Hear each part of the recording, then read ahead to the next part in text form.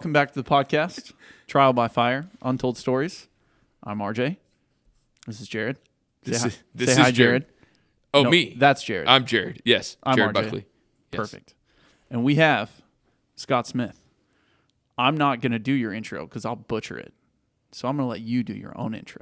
Intro to the podcast or to him? To himself. Oh, okay. I wrote it down. It was on the paper. So, okay. We're winging it. Go ahead. Okay.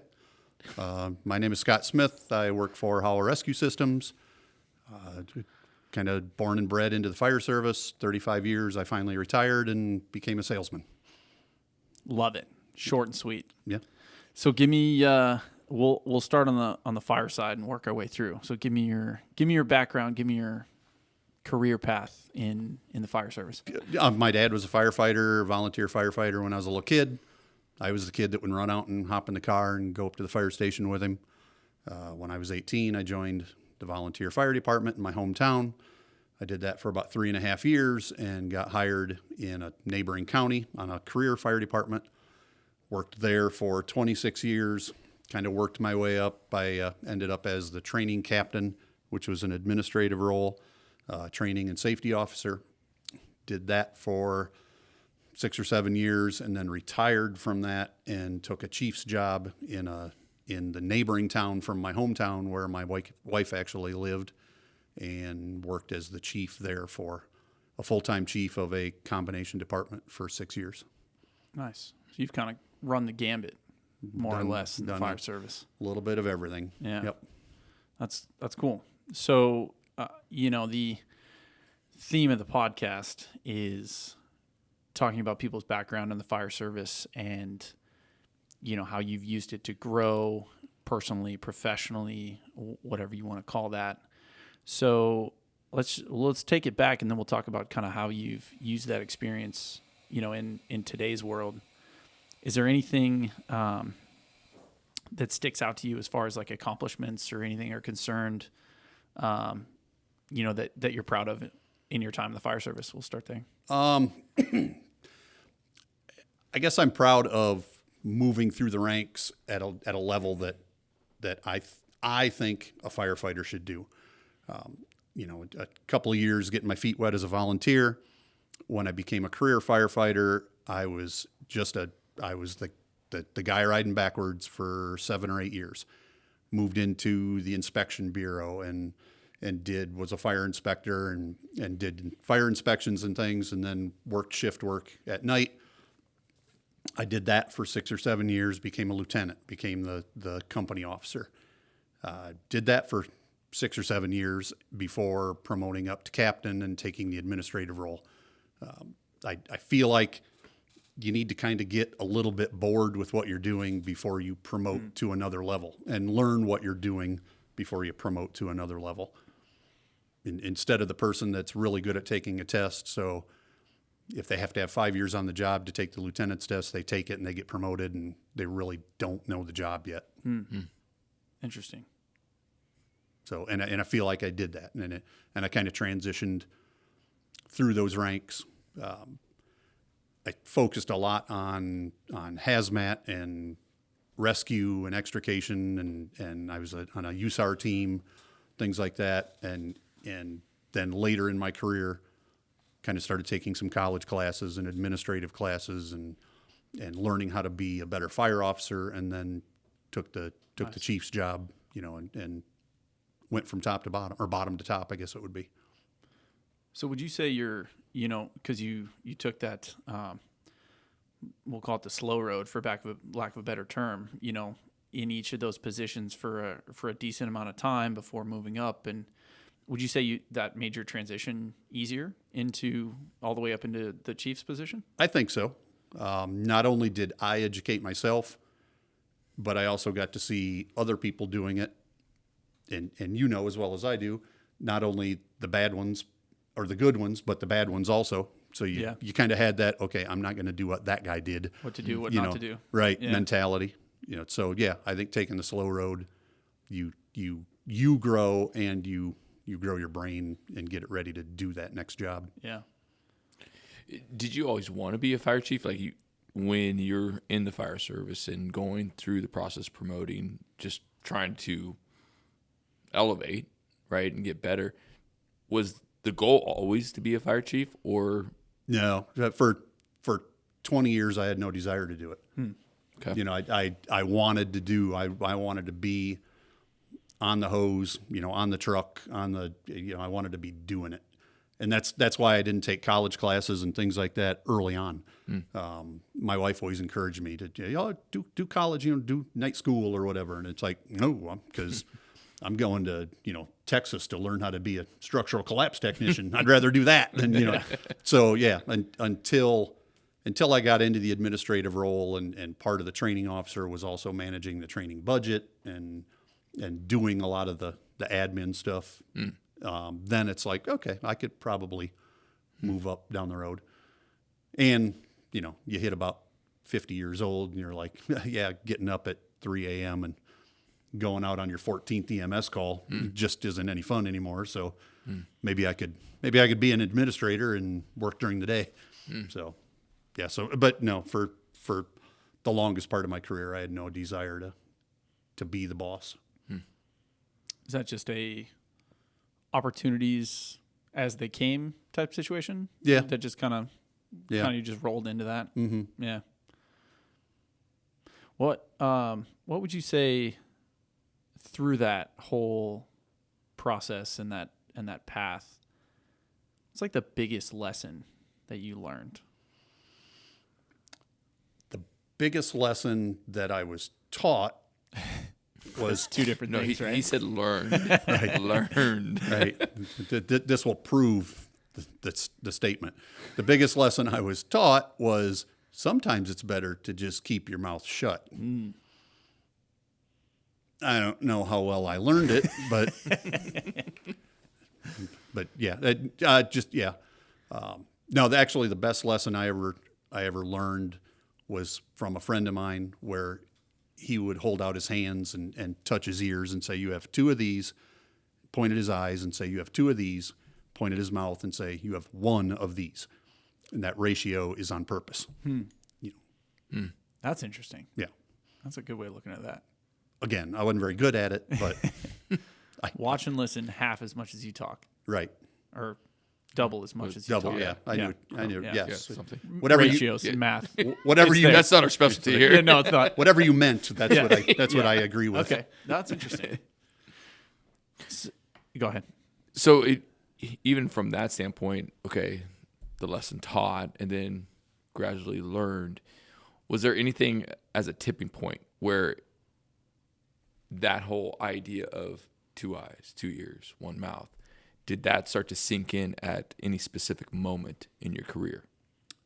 More at the command level, where you know, and even when I was in charge of the training bureau, you know, I would obviously have to talk, to teach, but to just watch people and see what they do and how they do it, and then transitioning into the chief, I think I got a lot better at it.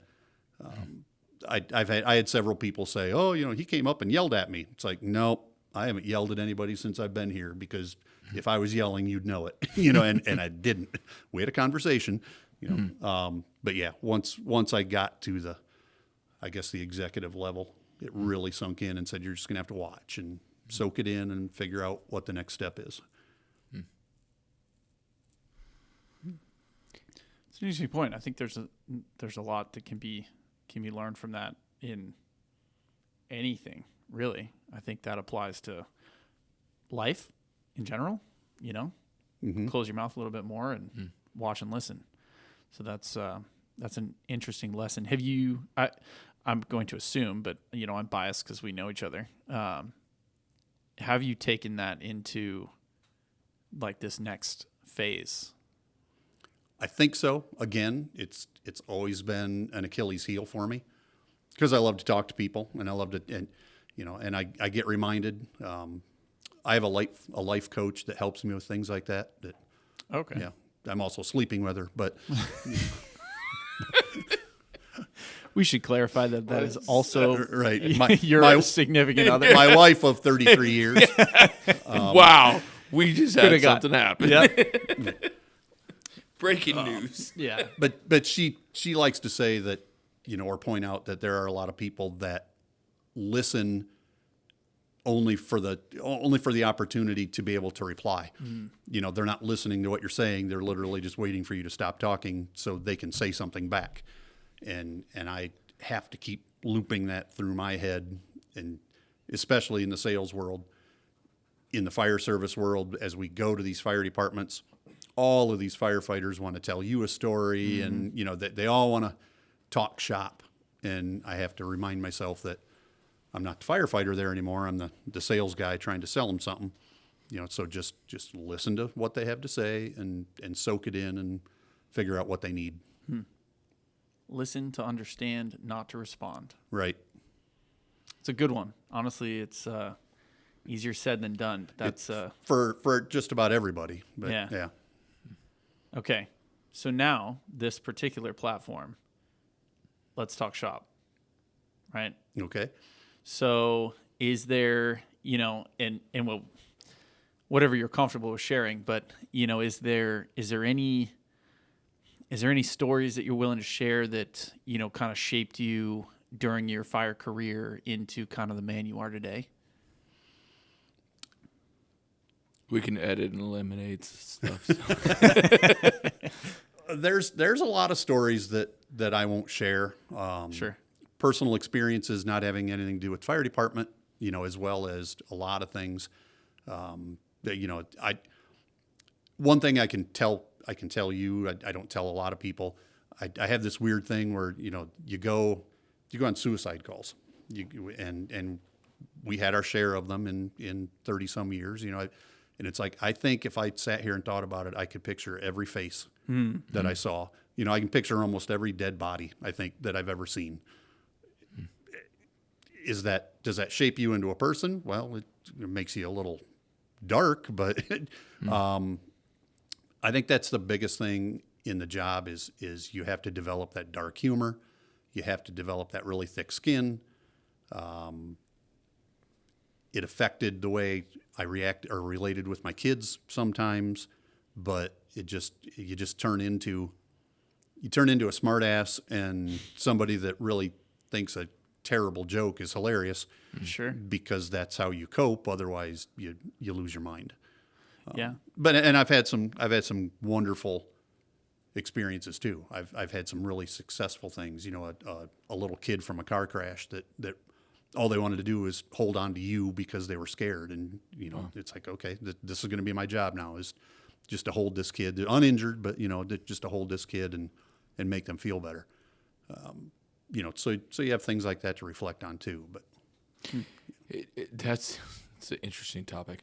How many jobs do you operate as a firefighter? So in that instance, maybe a parent.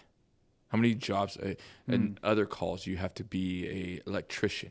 Other jobs you have to be a carpenter. Other job, how many jobs can you think of?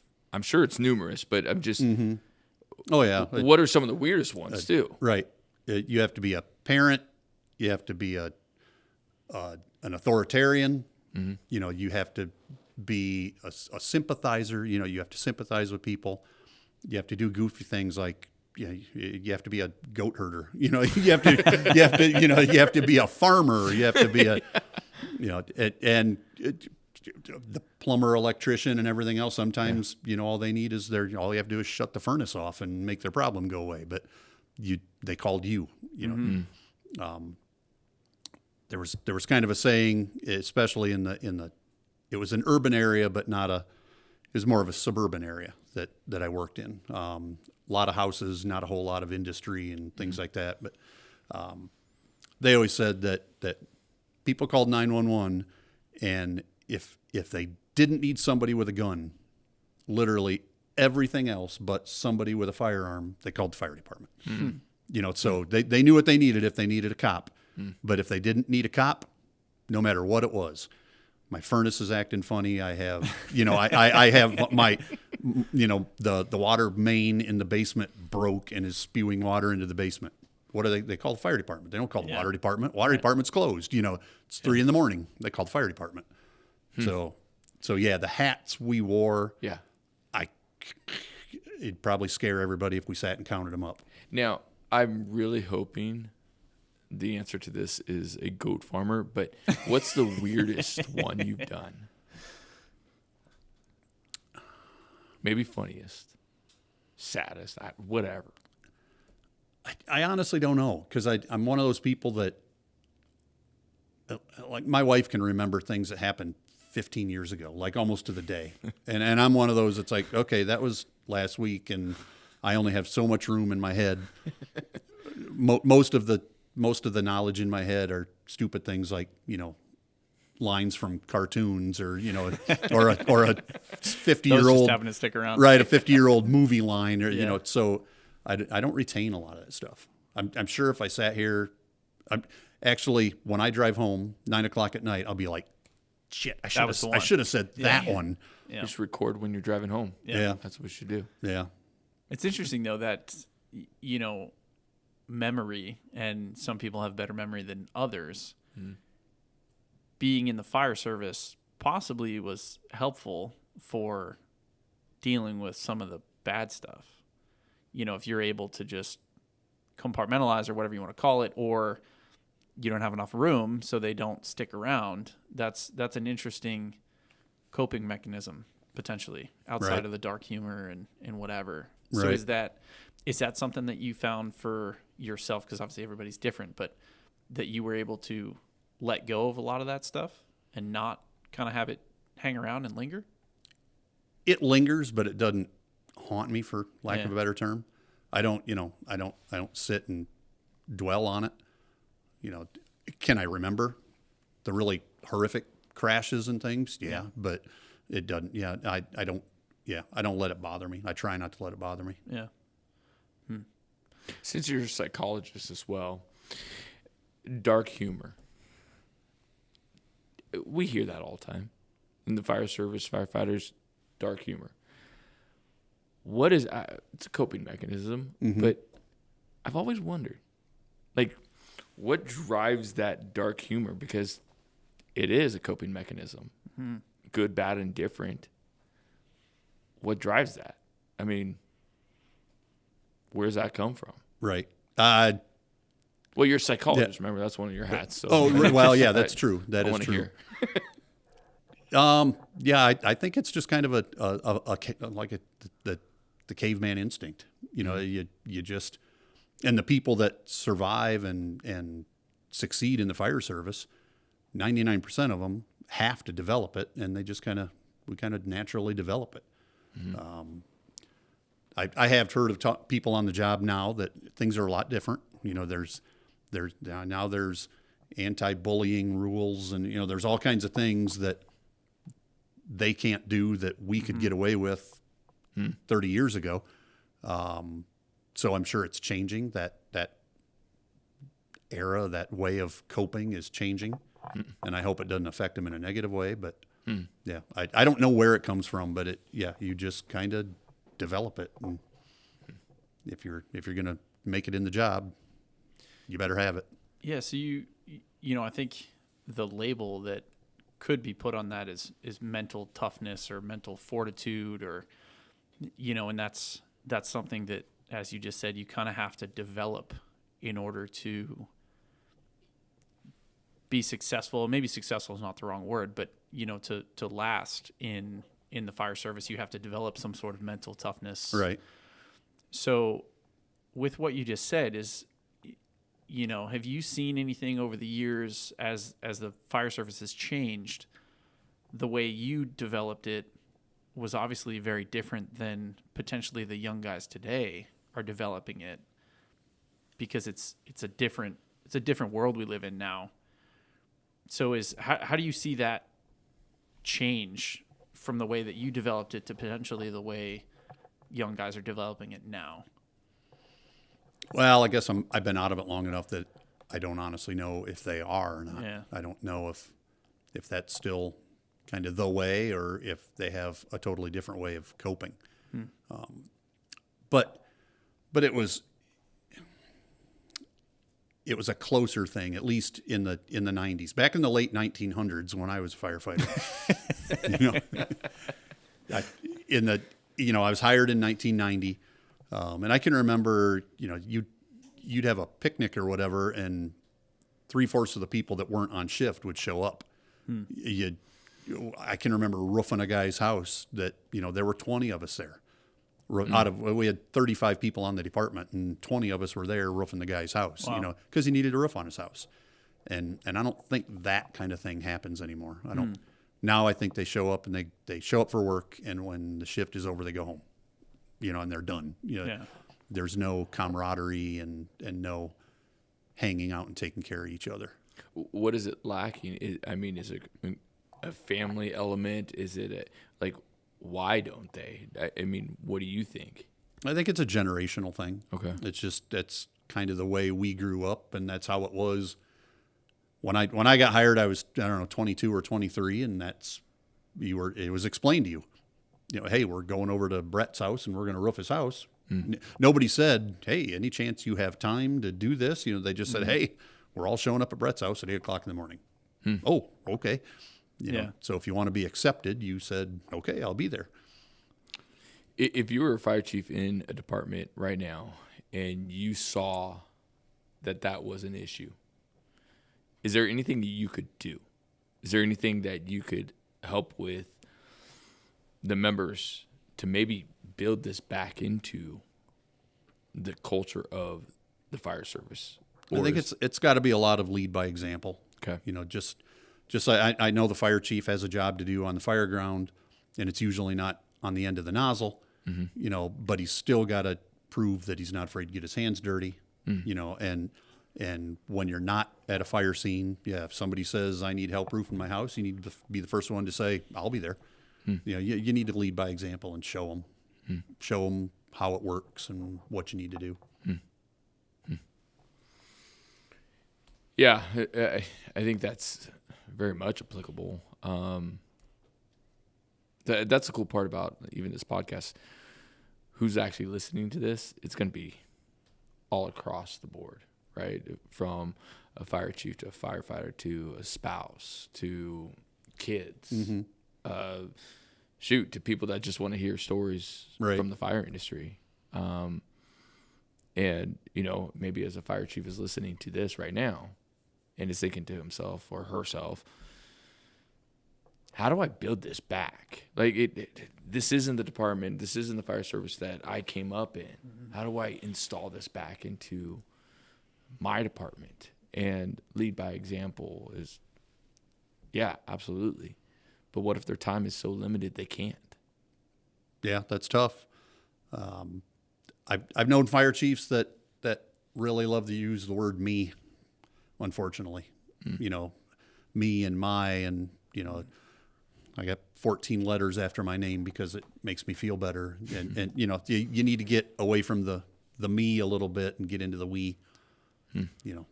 Instead of what are you going to do for me, this is what we are going to do for somebody else. And you have to try and show them that's what it takes.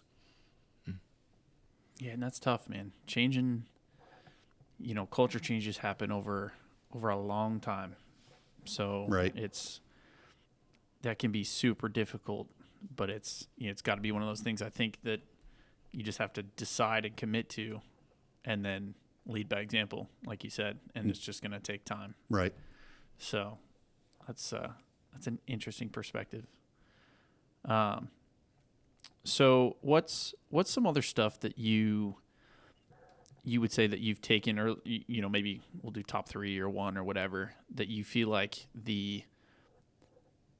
your time in the fire service was able to kind of prepare you for, and maybe it was even like that jump to fire chief, or kind of stepping out of the fire service and into a totally different role in the, quote unquote professional realm or sales or whatever. Right. You know what I mean? I think it prepared me greatly. And I don't mean this disrespectfully to anybody else, but I think I have a huge advantage over my peers here at Howell Rescue because I spent 6 years on the other side of the the table. Yeah. I was a purchaser, and I knew it ticked me off, and I knew it impressed me by salespeople. And I would not tolerate. I was one of those people that just wouldn't tolerate, sales BS. And I lead off with that when I go to a fire station. I'll flat out tell them, I have 35 years in the fire service and 4 years in the salesman service. I'm not going to give you a line. I'm not going to criticize other people's tools. I'm going to tell you why ours are better, in my opinion, and we're going to play around with them. But I think, and when they say, here's my budget issue, I know what their budget issue is, because I live that life. Yep. I think that's the big advantage I had preparing for this job, was being the purchaser before I was the salesman. Yeah. Relatability. Right. Empathy. Yep. For sure. Yep. What else? Give me one more. Well, that was such a big one. That was huge. Well, okay, so I've been involved, I guess, a total of 4 fire departments. While I was a career firefighter, I volunteered in a little town I lived in for a few years. And I did a lot of training, and I was involved in a lot of committee work and things like that, and countywide programs. So I know a lot of people in my territory. I worked there, I lived there, and so I can go almost everywhere I go. I know 2 or 3 of the people, or I know who to get a hold of to get a hold of somebody. I think that was a big advantage, being very familiar.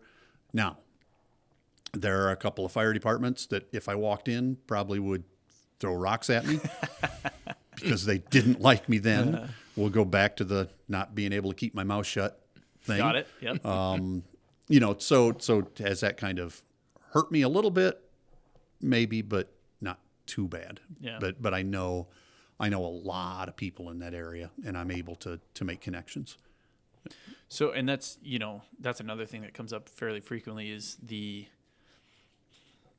importance of relationships in the fire service. And really, I mean, that extends so far outside the fire service, right? I think any business or there's so much weight that we can put on relationships. And so it sounds like you've leaned on that quite a bit, and that's kind of helped. So I think, anybody out there listening, it's probably something to pay attention to. And it goes back to, should you be listening more than you're talking in order to not potentially ruin said relationships or whatever it might be, right? So networking in the fire service and in the professional world that we're in now, trying to sell rescue tools, networking is huge. My advice to anybody in the fire service is go to the conventions, go to the conferences, go to the weekend schools or week-long schools, go to, stick your nose into a couple of committees or something, network with different people. The person that grew up in a small town and went to high school in a small town and then took a job in the small town and married somebody from that small town and, never leaves that town unless they're going to the next town over for a better burger, they know exactly what they know in that town and in that fire department. Don't be afraid to go to the next county's over training session and see how they're doing things and take notes, and then don't walk in and say, well, in my department, this is the way we do it, but yeah, networking is huge. And I guess I feel like that was my head start. Was I did a lot of networking before taking this job. So I had a little head start. Network with an open mind. Most of the time, yes. Why don't, for those that don't network, why wouldn't they? It sounds like, it's a good idea. I think there's a lot of people that kind of have that, whether they admit it or not, maybe it's a subconscious thing that, this is good enough for me, so I don't need to go out of my comfort zone to do something because what I have is good enough. So they just don't. Some of them might not have the opportunity or know about the opportunities. I don't know, but I think a big part of it is they're happy with the status quo and they're just going to cruise on and in cruise control and do their thing. Yeah, and that can be tough. I mean, it's different types of people, right? I think it's some people have the drive to be open and learn more, and some people don't. They're there for however long their shift is, and then they go home. Right. So and now that all circles back around to, can you help with culture or this or that, or is there a way to bring somebody up kind of through that mentality? And we could spend 6 weeks trying to figure that out, but I don't think we're going to get very far. And you still never will, right? So that's always interesting. So as you move up into, through all these roles and didn't really, I'll go back to what I said earlier, took the slow road, right? Right. As you moved into fire chief, was there anything that you didn't realize that you had to learn as fire chief that you wish you would have known ahead of time? I think probably the biggest lesson is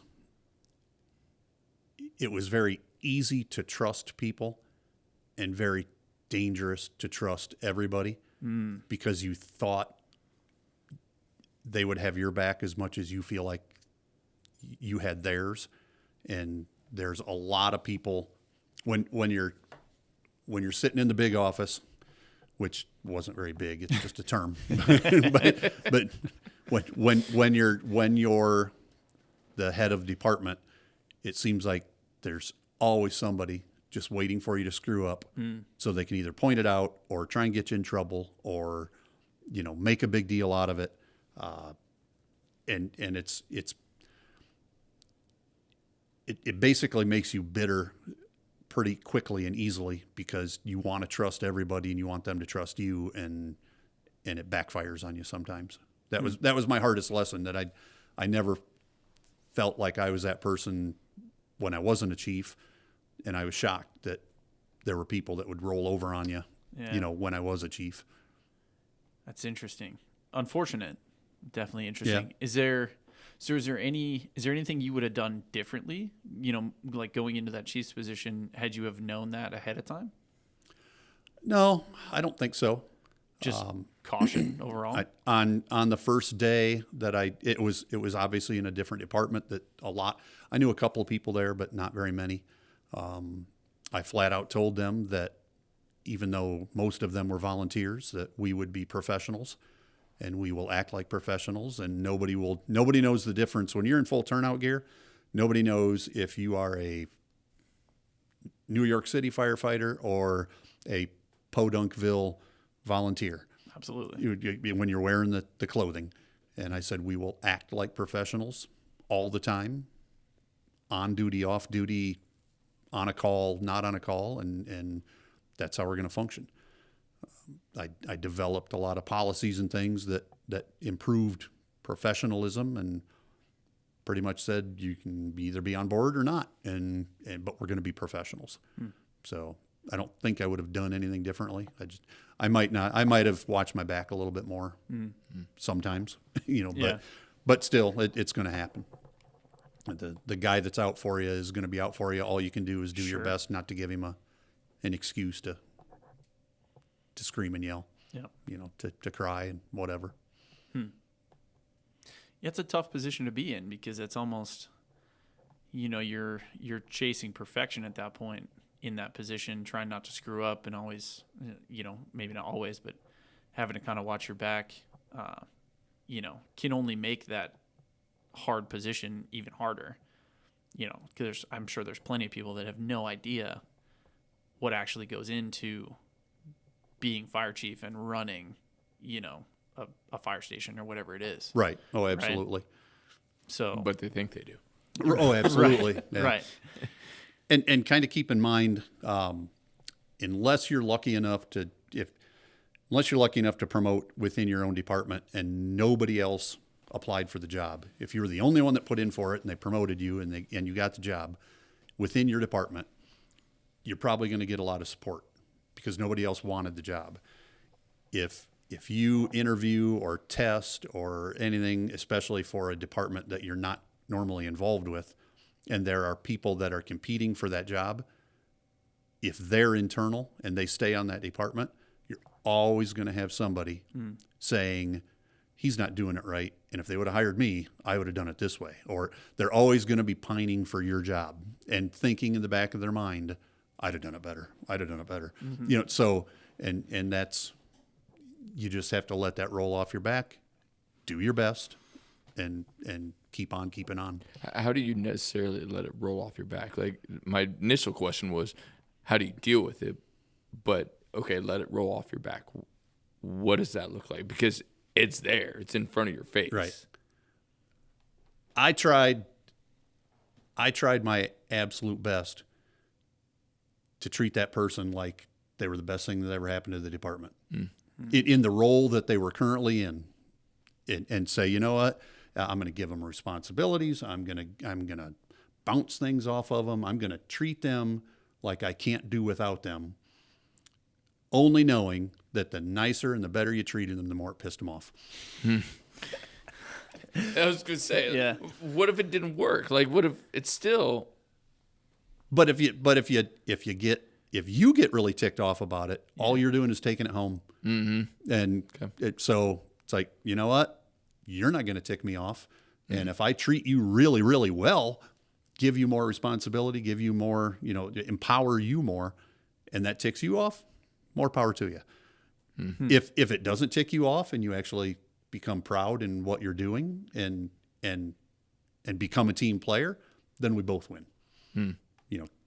What if that impacts the rest of the team? So say it's a, division chief or whatever, it's affecting other people and it's kind of spreading. What do you do at that point?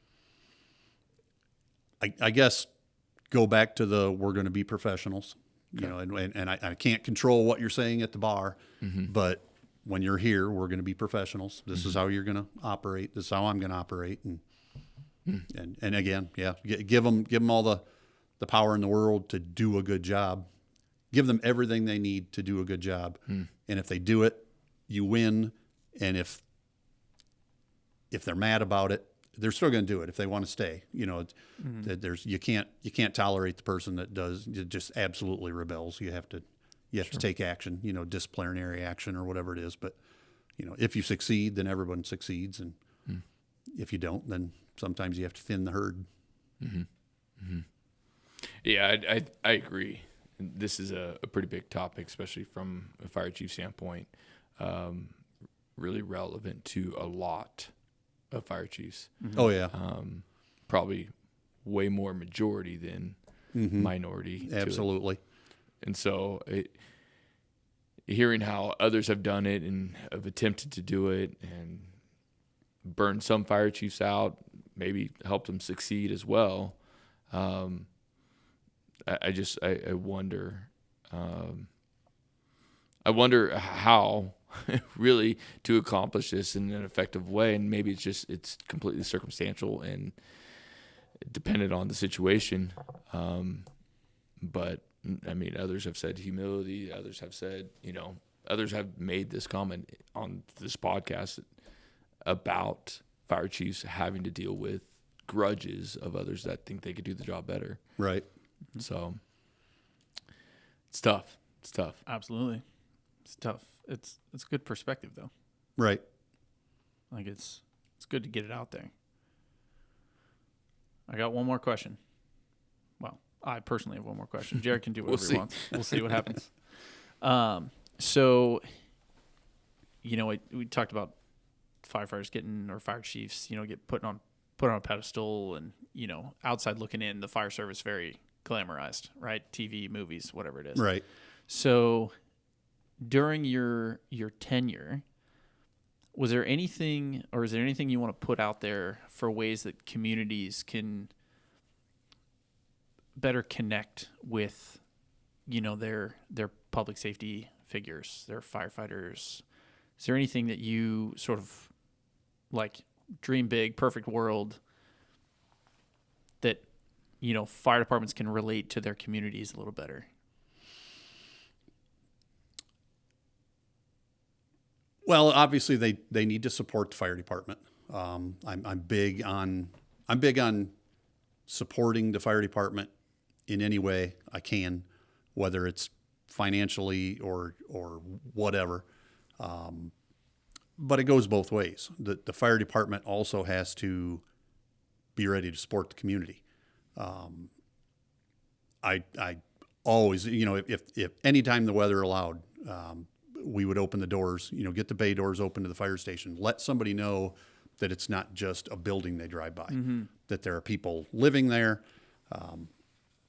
A volunteer fire department, obviously there's people there a lot less. But again, if you go up to, whether you're going up to hang out and watch TV and get away from your family, or you're going up for training or whatever, or rig checks, whatever the volunteers, whatever brings a volunteer into the building, open the bay doors, let them know you're there. Go out, and when a church has a fish fry or something, go to the fish fry. When a church has a breakfast or whatever, go to the breakfast. Show them that you're supporting them back. They ask for a lot of money. Some volunteer fire departments ask for very little money other than fundraisers. That's kind of the other side of the coin that's not very popular, but that what I'll say is probably not going to be very popular, is almost every community that has a fire department also has a police department. And there are no volunteer police departments that I've ever heard of them in my life. Some of them are small police departments with mostly part-time people, and maybe a couple full-time people. But you don't have a guy sitting at home with a pager, and when the pager goes off, he grabs his gun and runs to the police station and gets a police car. But people have absolutely no problem with a volunteer fire department, and I don't think they realize that they're not. You can't expect a career fire department to show up if you have a volunteer fire department. If they take 15 or 20 minutes to get there and you only get 3 or 4 people there, that's what you're paying for. You get what you're paying for. Interesting. And there are a lot of people that complain about that, especially with social media now. Oh, my house caught on fire and it took them 20 minutes to get here, and they showed up, and the house ended up burning down. Well, you also pay pennies on the dollar for a tax levy to support that fire department. If you wanted a full-time fire department, pay a tax levy and hire full-time people. It's very misleading to have a building full of big red trucks and, big doors and turnout gear and guys that you see every single day of the year wearing a T-shirt with a fire department emblem on it, and realize that when the tones drop, you're probably not going to get the service that you really, really think you should be getting. So if you want the service, support them and do what you can to get what you want, or support them if that's all you can get. If that's all the community can have, then support them in any way you can. I had never thought about that that before. Yeah, I'm in the same boat. The whole police department versus fire department thing? I've literally never thought about that way before. I've never thought about that. Nobody has a problem paying for a police department. Yeah. Most, even smaller villages, it comes out of income tax, that they support. I lived in a little town with just a couple hundred people in it. It didn't even have a stoplight. It had a 4-way stop. That was, it had 2 main roads, and that little town has a police department. Now, mind you, there's 4 or 5 officers, and they're all part-time, so they're not out all the time, but they have a police department. They also have a volunteer fire department that they pay almost nothing for. The volunteer fire department survives on almost completely donation money and fund drives and, charity events and things like that,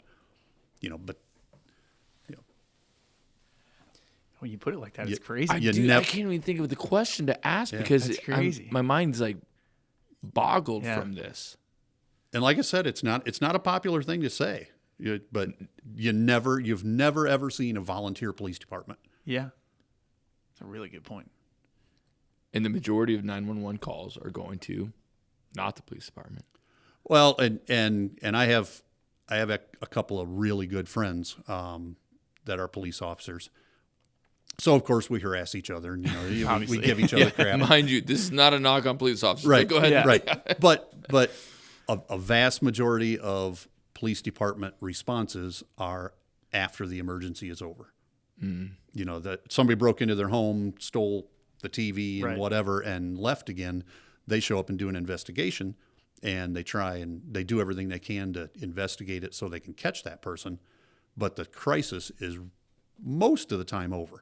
I mean, there's fights and there's domestic disputes and there's things where they're needed right away. But how many times does fire department go to somebody's house after the crisis is over? We go literally in the middle of it. 90% of the time. I responded to a house fire that actually happened the night before. They went down in their basement and found out they had a fire in their basement, and it smothered itself. And I mean, they had a pretty decent fire, but it didn't have enough oxygen. It smothered itself, and all the smoke dissipated. It was an old house, so it wasn't, it was a little drafty. Wow. And they're like, we just need a report for the insurance company. Their house caught on fire while they slept, and they never knew it. Whoa. But the other 10 billion calls are right. not like that. Right. Yeah, that one's an anomaly. So the vast majority of our calls are in the middle of somebody's crisis, not after it happened and they want it investigated and a report made. But like I said, you don't have volunteer police departments. That's a really interesting piece of information that I really hope is a takeaway from this for, maybe even other firefighters, but like for communities to just have some semblance of realization to that. I think would be Right. huge. Right. Like, like wherever you're listening from, just think about, or if you don't know, find out what kind of fire department is serving your community. You know what I mean? Like, Right. just start there. I think that's huge, especially thinking about it the way that you just worded it. Right. And compare the funding Right. for each one. Right. But it is a two-way street, like you said. I think it is. I think that's important. That there's an expectation of the fire department that the community deserves to have, and then I do think and maybe this is the piece that's lacking. I do think that there's an expectation on the fire department side, so long as they're willing to get out there and they can't just sit inside a building and expect money to roll in. That's not the way it works in anything. But there is, I think people should get more involved with their fire departments. So I think the way you explained that is very elegant. And like I said, it's a two-way street. Yep. The fire department has to fulfill the role they're expected to fulfill, Yep. while expecting the community to Understand do their the role part. that they're in. Right. Yeah. Right. Right.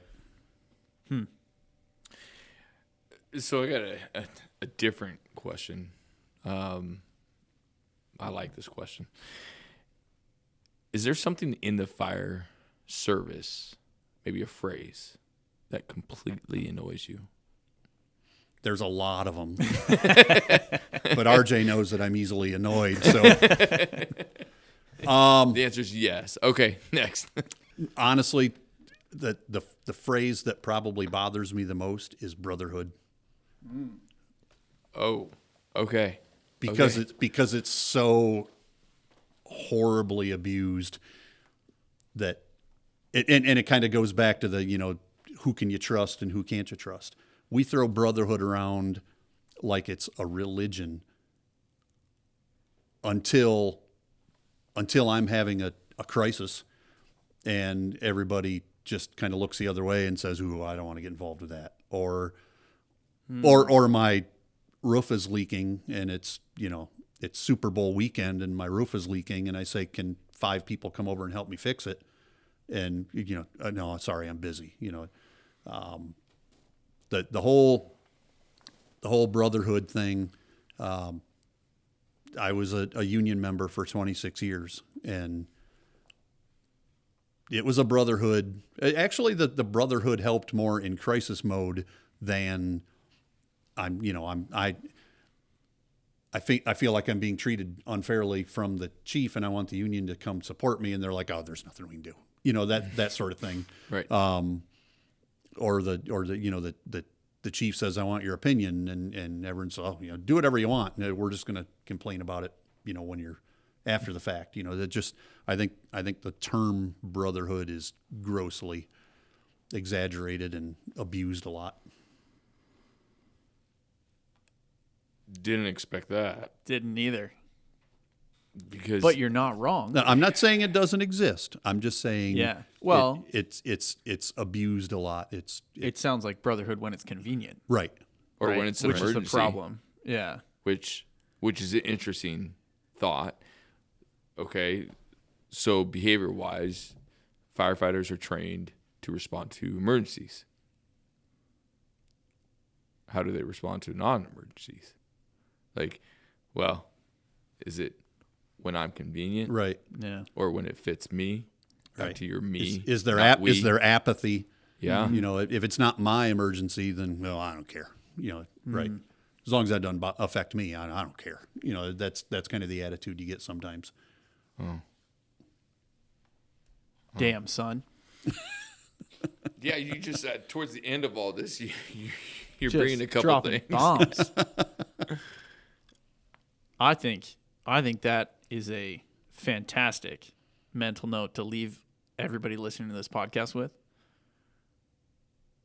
because we're about up on time. Yeah. To me, the things that jumped out through all of this is the trust topic, the volunteer fire department topic, and the brotherhood. Like those three things, Right. completely relevant, but just I hadn't thought about it. I agree. And I think it's something that whoever's listening to this, whether you're in the fire service or not, it's something to actually think about. And maybe you do something, maybe you don't. But I would side on do something. Yeah. At least get the thinkers thinking. Mm-hmm. Yeah. I'm not just a 27-year-old pretty face. Well, I'll tell you what, man. I appreciate the time.